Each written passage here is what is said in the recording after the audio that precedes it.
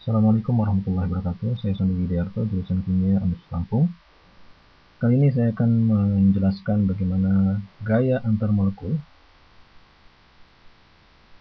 Bahasan ini adalah ringkasan dari buku Raymond Chang, Kimia Dasar Jilid 1 pada bab 12 yang menjelaskan bagaimana gaya antar molekul yang terjadi pada cairan maupun pada padatan. Pada bab kelima, kita telah membahas mengenai fasa gas, dan kali ini kita akan menjelaskan pada dua fasa yang lain, yaitu fasa cair dan fasa padat. Fasa sendiri merupakan bagian homogen suatu sistem yang bersentuhan dengan bagian sistem yang lain, tetapi dipisahkan dengan batas yang jelas, misalnya fasa padat dan fasa cair.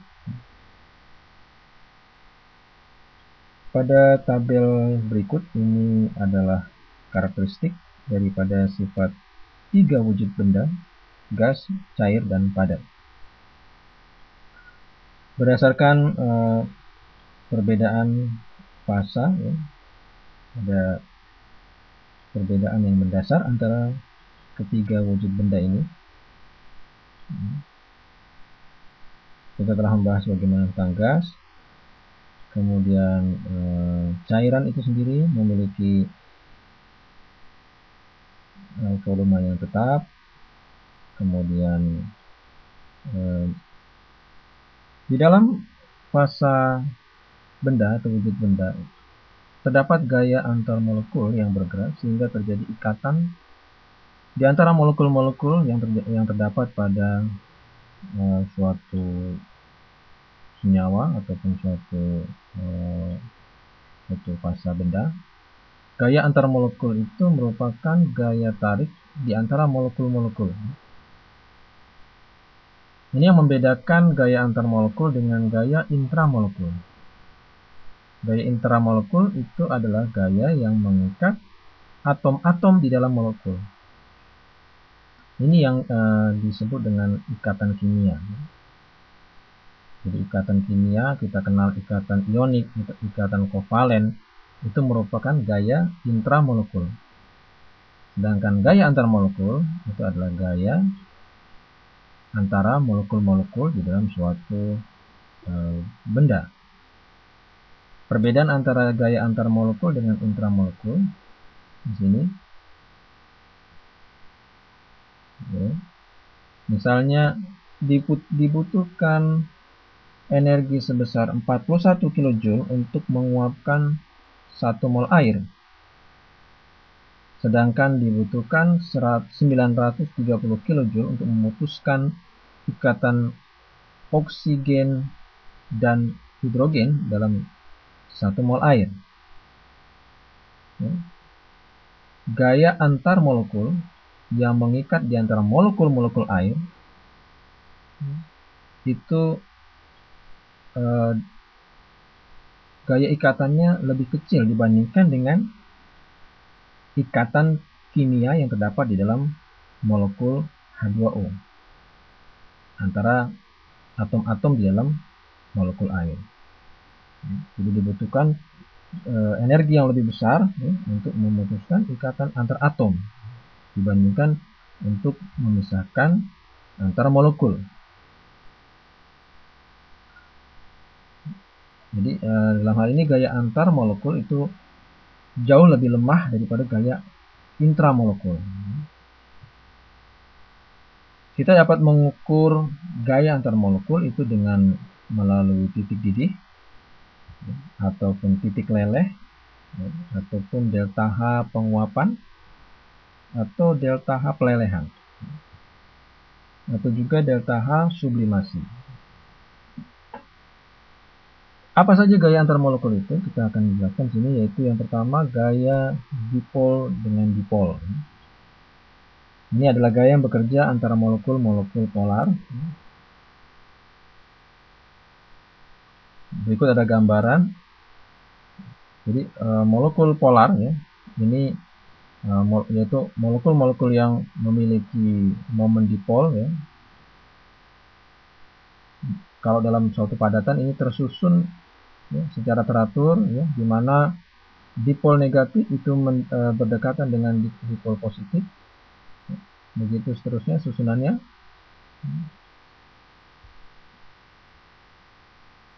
Bisa kita lihat di situ. Kemudian yang berikutnya adalah gaya ion dengan dipol. Ini adalah gaya yang bekerja pada ion dan molekul polar. Ya. Jadi adanya interaksi, ya, ion, misalnya ion Na+ dengan suatu molekul polar, ya. Molekul polar, ya. Na+, karena dia bermuatan positif, maka akan didekati oleh dipol negatif daripada molekul polar. Sedangkan ion iodida, ya, ion negatif itu akan didekati oleh dipol positif daripada molekul polar.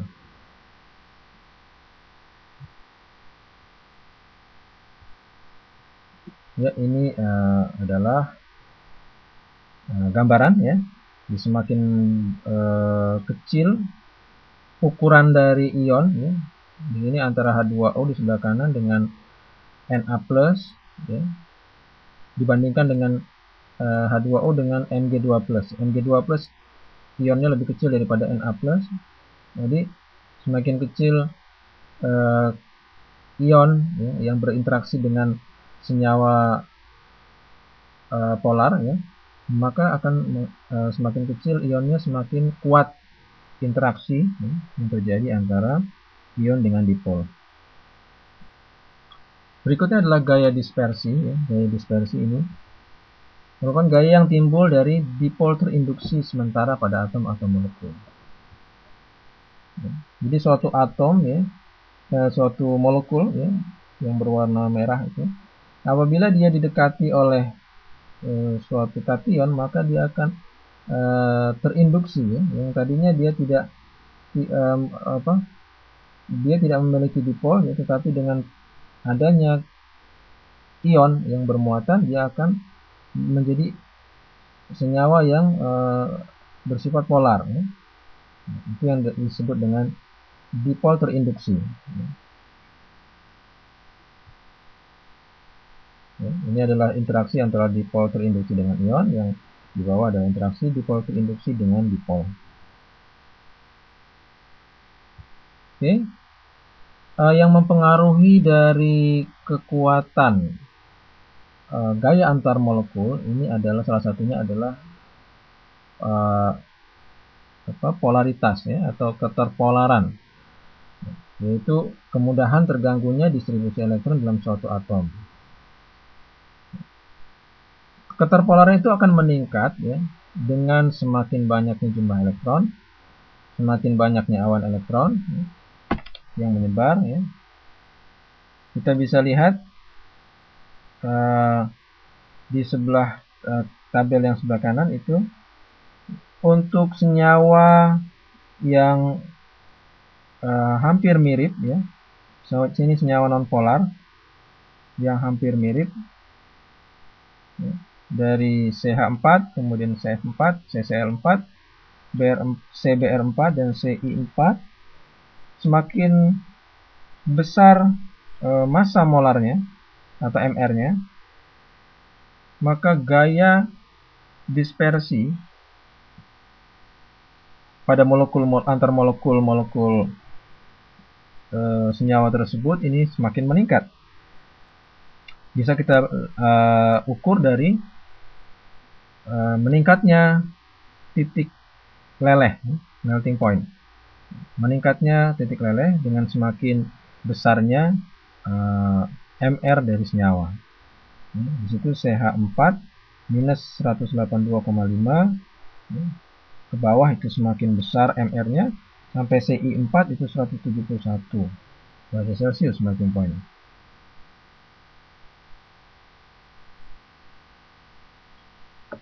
Berikut ini adalah pertanyaan, apakah jenis gaya antar molekul yang terjadi pada molekul-molekul berikut? Kita perhatikan yang pertama adalah HBr. HBr adalah molekul polar, ya. Maka yang terjadi antara molekul HBr dengan satu dengan yang lain adalah gaya dipol-dipol, ya. Juga terdapat gaya dispersi antara molekul-molekul HBr. Kemudian CH4 ini hanya ada gaya dispersi ya. Berikutnya adalah SO2. SO2 di situ adalah molekul polar. Kita bisa lihat dari struktur molekulnya ya. Pada S itu ada lone pair elektron ya, ada elektron bebas sehingga dia menekan sehingga susunan strukturnya tidak lurus ya, tapi bengkok ya. Dengan demikian akan menghasilkan molekul polar ya. Jadi untuk molekul polar itu ada gaya dipol dengan dipol, juga terdapat gaya dispersi. Yang termasuk gaya antar molekul adalah ikatan hidrogen ya.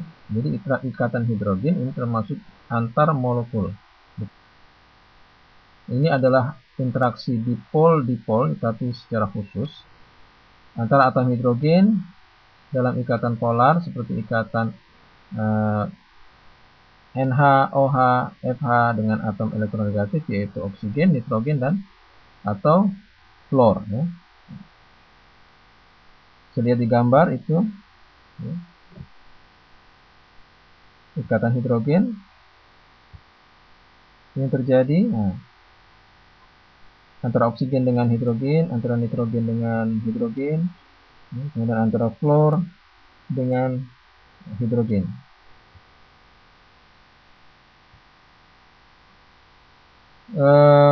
Ikatan hidrogen ini dikatakan interaksi dipol-dipol yang spesial. Ini bisa kita lihat di sini pada gambar. Di situ adanya kecenderungan ya,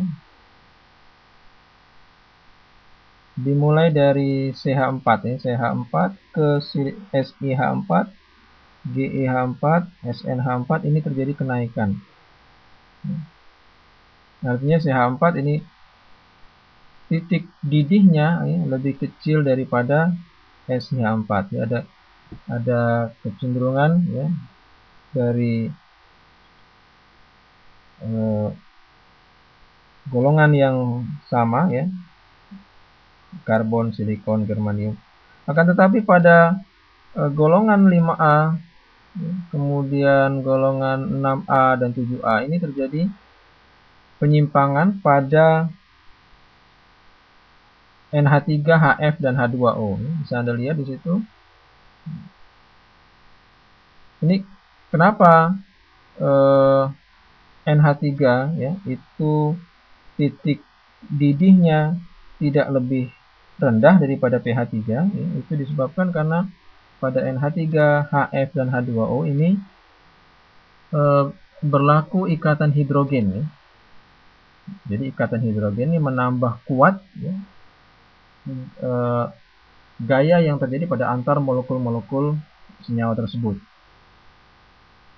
Ya, hingga semakin kuat gaya antar molekulnya, maka titik didihnya akan semakin meningkat.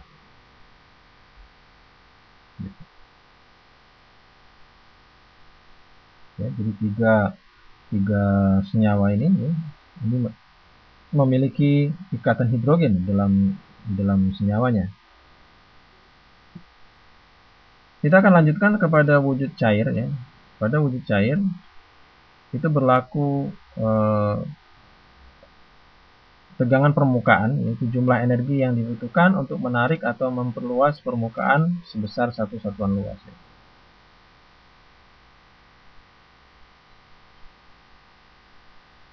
Di sini terlihat ya bahwa pada permukaan itu terjadi gaya antar molekul yang kuat ya, sehingga tegangan permukaan itu menjadi tinggi.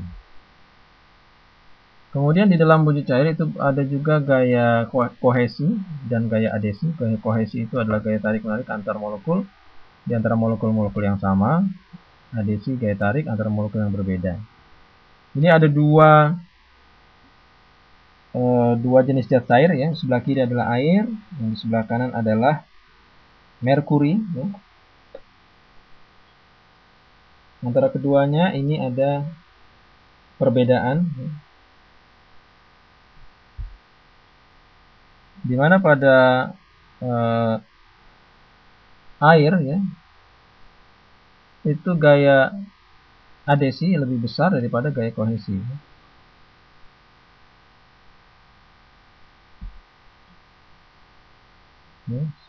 Sebaliknya pada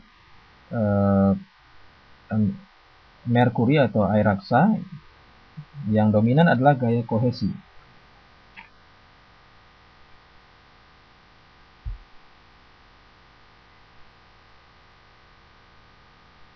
Kemudian viskositas ya. Jadi cair viskositas adalah ukuran hambatan suatu fluida, suatu zat cair untuk mengalir ya. Viskositas ini adalah kekentalan. Viskositas itu bisa kita lihat dari tabel ya. Ini. Jadi viskositas itu timbul karena adanya gaya antar molekul yang kuat pada zat cair. Nah, berikut adalah struktur 3 dimensi dari air dalam bentuk padat atau es ya. H2O dalam bentuk padat ya. Dia tersusun sebagai berikut ya.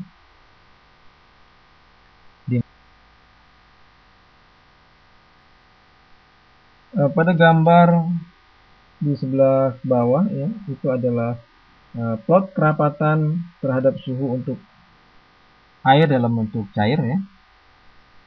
Dimana kerapatan air maksimum itu tercapai pada suhu 4 derajat Celcius. Jadi pada suhu 4 derajat Celcius, kerapatan air itu adalah 1 gram per mililiter ya.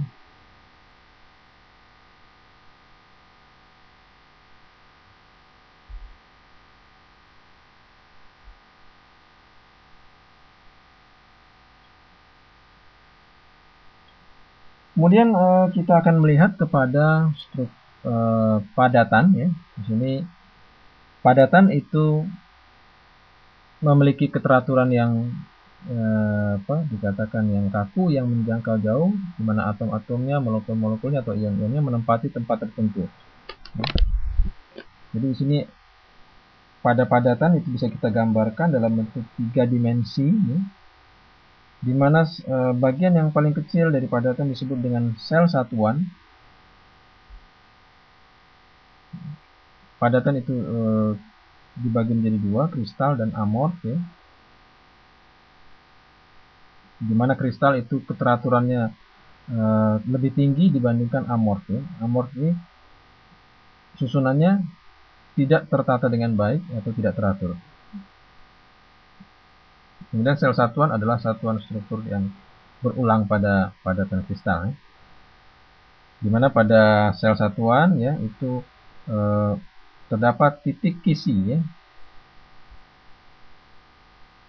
Pada titik kisi itu bisa diisi oleh atom, molekul ataupun ion. Nah, ini adalah 7 macam sel satuan ya, unit cells. Yang pertama adalah kubus sederhana, kemudian tetragonal, ortorhombik, rombohedral, monoklinik, triklinik, dan heksagonal. Di situ ada ukuran panjang, ya, lebar, kemudian tinggi, kemudian sudut antara lebar dengan panjang dengan tinggi itu. Ya.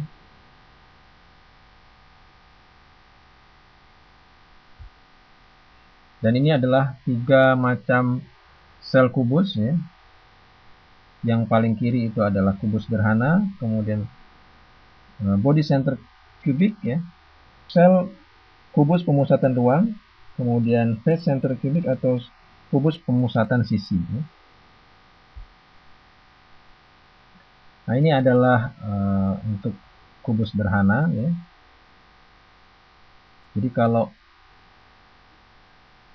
kita ada 4 kubus, kemudian jarak antara titik pusat daripada atom ya, atau molekul di situ kita tarik garis, kita dapatkan bentuk kubus ya.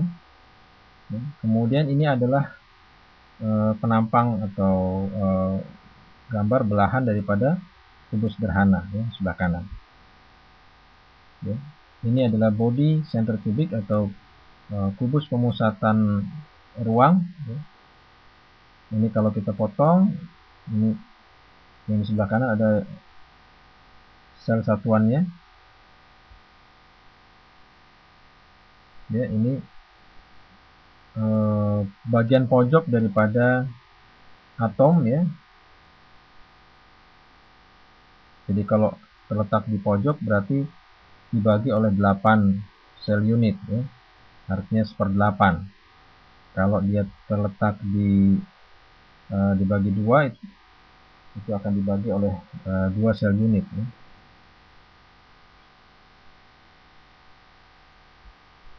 Jadi untuk kubus sederhana itu jumlah daripada atomnya adalah 1 atom, karena apa? Ada 8 ya, dikali dengan 1/8 jadi 1. Untuk yang body center cubic itu ada 2 atom. Kenapa? Karena dibagi oleh 1/8 dikali 8 ditambah dengan 1 di 2. Sedangkan pada kubus pemusatan sisi ya, itu ada 4 sel unit ya. Oke.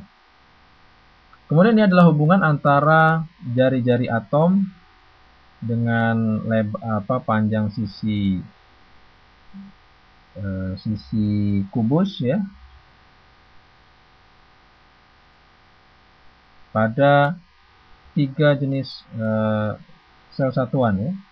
Yang sebelah kiri itu adalah untuk kubus sederhana, kemudian di tengah itu adalah kubus pemusatan ruang, sebelah kanan adalah kubus pemusatan sisi. Ini berlaku sebagai berikut ya.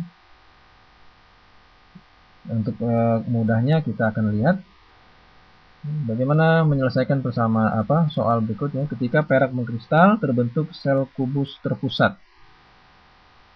Panjang sisi sel unit adalah 409 pikometer. Hitunglah kerapatan dari perak tersebut. Nah, bagaimana kita menyelesaikan persamaan ini atau soal ini?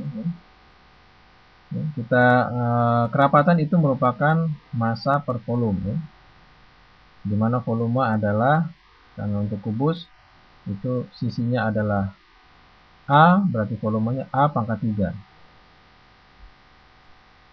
Ya, jadi volume daripada kristal perak itu untuk satu sel kubusnya adalah 409 pikometer pangkat 3 ya. Atau 6,83 kali 10 pangkat min 23 cm kubik. Untuk sel kubus pemusatan sisi ya, ini maka ada 4 atom ya, pada sel kubus pemusatan sisi ya. Jadi ada 4 atom dalam satu sel unit ya. Berarti masanya itu sama dengan 4 atom perak ya. Jadi dimana satu mol perak itu beratnya 107,9, kemudian 1 mol perak itu tersusun atas 6,022 kali 10 pangkat 23 atom.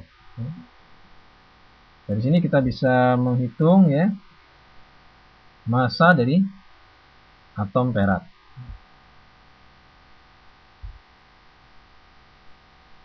Jadi massanya adalah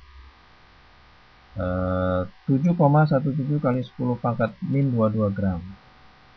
Nah, ini kita masukkan dalam persamaan yang di atas. Jadi massa per volume itu sama dengan densitas 10,5 gram per cm kubik. Ini adalah kerapatan daripada perak. Nah, berikut adalah susunan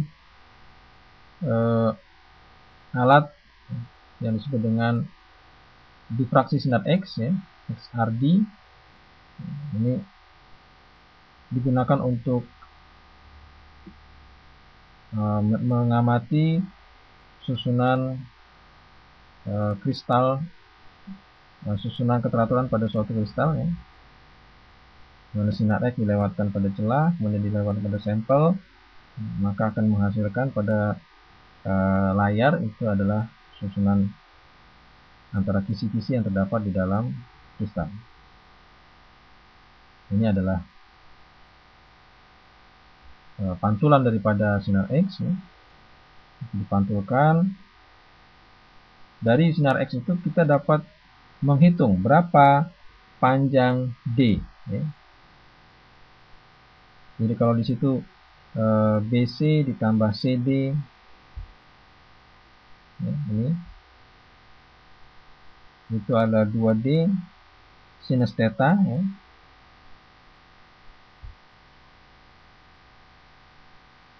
Ini sama dengan N dikali lambda ya. Lambda adalah panjang gelombang. Ini merupakan persamaan Bragg ya. Baik, akan diberikan contoh. Sinar X panjang 0,154 nanometer dipisahkan dari suatu kristal dengan sudut 14,17 derajat. Jika diasumsikan N sama dengan 1, berapa jarak antar lapisan dalam kristal?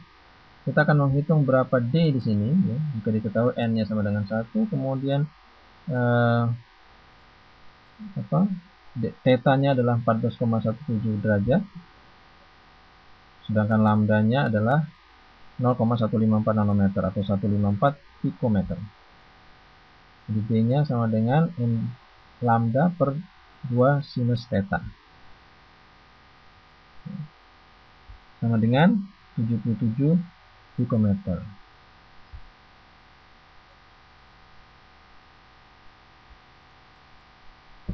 Ada beberapa jenis kristal. Yang pertama adalah kristal ionik ya. Pada kristal ionik, titik kisi itu ditempati oleh kation dan anion ya. Kemudian disatukan dengan gaya elektrostatik ya. Sifatnya keras, getas, dan titik lelehnya tinggi. Merupakan konduktor yang lemah untuk panas dan listrik. Contohnya di situ adalah cesium klorida, zinc sulfida, kemudian kalsium klorida. Ini adalah satu unit sel satuan.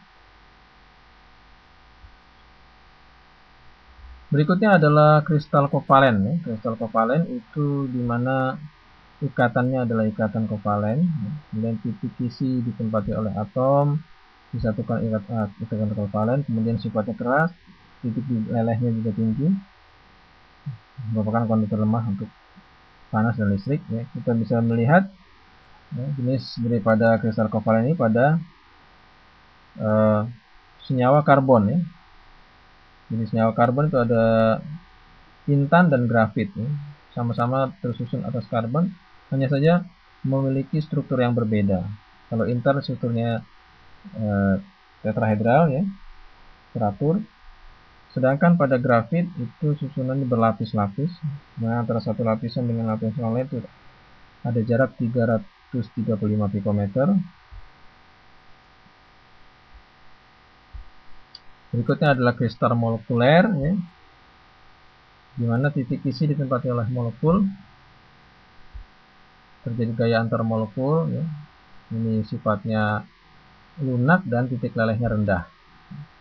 Ini merupakan struktur yang lemah untuk panas dan listrik. Kemudian ya, kristal metalik atau logam ya. Pada logam itu terdapat ikatan logam atau ikatan metalik. Bisa kita lihat seperti gambar yang di bawah ya, di mana atom-atom logam ya itu dikelilingi oleh elektron ya. Ini adalah inti dan subkulit elektron. Di sekitar daripada inti logam itu adalah elektron yang bergerak. Jadi ini adalah rangkuman tadi jenis-jenis kristal, ionik, kovalen, molekular, logam, ya. Kemudian gaya yang terdapat padanya, kemudian ada beberapa sifat umum, dan ada contoh-contohnya.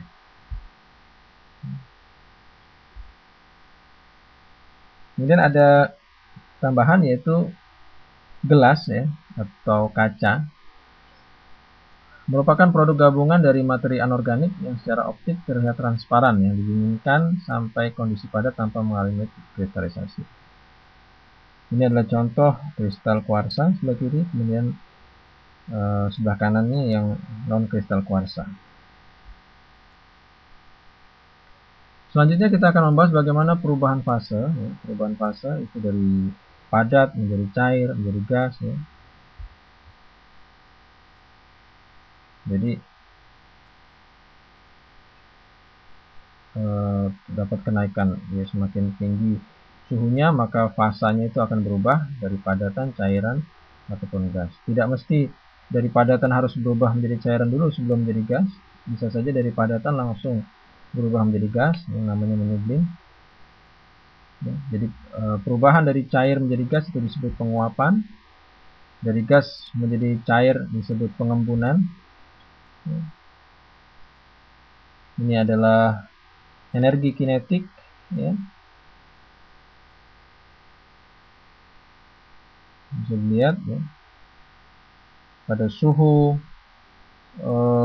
yang lebih tinggi, ya, T2 lebih besar dari T1 itu berlaku di mana molekul-molekul, ya, pada suhu yang lebih tinggi jumlah molekulnya, ya, itu berbeda dengan yang pada suhu yang lebih rendah.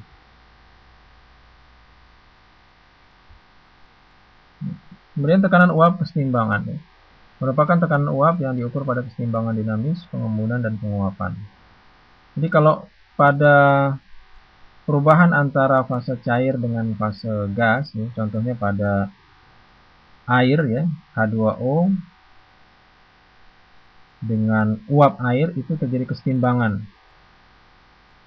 Ya, terjadi kesetimbangan di mana laju pengembunan, ya, pada saat kesetimbangan itu sama dengan laju penguapan. Ini adalah alat yang digunakan untuk mengukur tekanan uap dari suatu cair. Ya. Jadi kalau cairan itu ditempatkan dalam alat ini, kemudian ditutup, ya, maka uap yang ditimbulkan oleh cairan, yaitu fase gas daripada cairan itu akan menekan dari adanya gas, akan menekan air raksa, ya, sehingga akan terjadi perubahan tinggi, ya. Ini sebelum penguapan, kemudian ini pada saat kesetimbangan. Kemudian antara cair dengan gas itu ada entalpi penguapan, ya, atau disebut dengan kalor penguapan, yaitu energi yang dibutuhkan untuk menguapkan 1 mol cairan. Di sini berlaku persamaan Clausius-Clapeyron, ya, di mana ln P sama dengan min delta H penguapan per RT ditambah C. C adalah konstanta. P-nya adalah tekanan uap, T-nya suhu, R-nya konstanta gas. Ya. Ini adalah gambar tekanan uap versus temperatur untuk beberapa jenis cairan. Ya. Di etil ether, air, kemudian ada Hg. Ya. Yang sebelah kanan ini hubungan antara ln P dengan super T. Itu berlaku hubungan yang linear, tapi kemiringannya negatif. Kemudian titik didih, ya. Titik didih adalah suhu pada saat tekanan uap cairan sama dengan tekanan luar, ya. Ini titik didih. Di bawah itu ada titik didih dari beberapa cairan yang umum ya.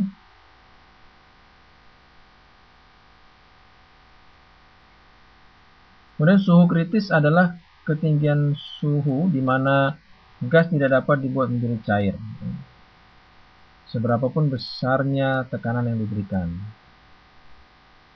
Titik kritis itu adalah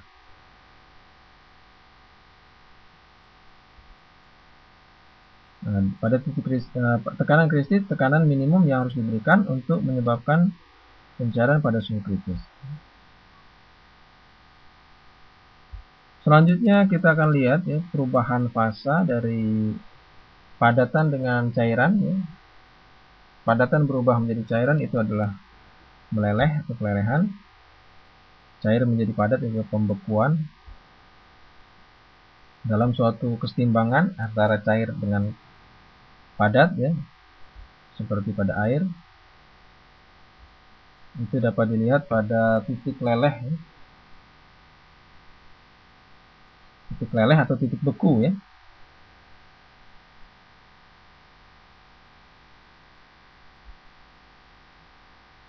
Berikut adalah melting point, titik leleh, dan delta H peleburan ya.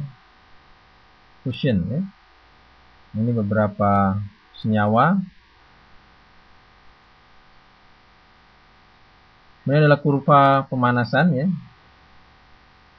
Kurva pemanasan itu bisa kita lihat sumbu Y itu adalah suhu, sumbu X adalah waktu ya.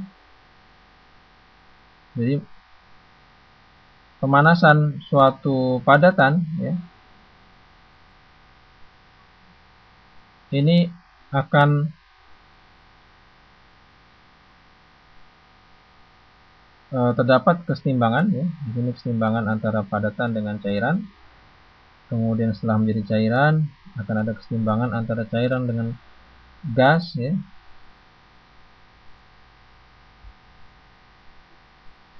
Nah, kemudian yang terakhir adalah perubahan fase antara padatan dengan gas ya. Padat menjadi gas itu adalah menyublim. Gas menjadi padat itulah pengkondensasian atau penghabluran.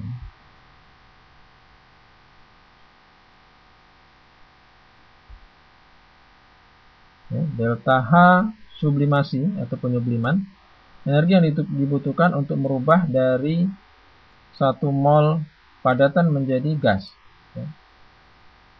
Ini merupakan jumlah antara delta H fusion dengan delta H vaporisasi ya,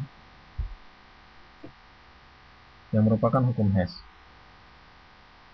Untuk menggambarkan daripada perubahan fase itu digunakan diagram fase ya, phase diagram. Contohnya adalah untuk air di sini. Fase diagram itu memuat hubungan antara tekanan dengan suhu ya. Kita lihat pada air ya, itu titik beku atau titik leleh itu ada pada satu atmosfer, itu adalah 0 derajat Celcius. Kemudian titik didihnya adalah 100 derajat Celcius. Kemudian ada triple point, yaitu kesetimbangan yang memuat antara ketiga fase, solid, liquid dengan vapor ya, dengan gas, itu pada 0,006 atmosfer dan 0,01 derajat Celcius. Ini adalah diagram fase untuk CO2 ya. Berbeda dengan pada air ya, CO2.